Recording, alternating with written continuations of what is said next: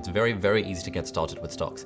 How hard is it to make $100 a month by investing in stocks and shares? Well, this kind of depends because it depends on the performance of the stock market overall. So in the last 12 months, from 2020 to 2021, the S&P 500 has actually increased by about 50%. That is a lot. It's like gone up by a solid 50% despite COVID and everything going on. So if in April 2020, you had invested $2,400 in the S&P 500, the fact that it's gone up by 50% means you would have made $100 a month. But obviously this is not the way to look at it because, you know, things can go up and down and the stock market has different levels of performance depending on what time period you're looking at. But if we average out the last 30 to 50 years, the S&P 500 has had a roughly 10-point-something% return, which means every year, on average, over the long term, it goes up by around 10%.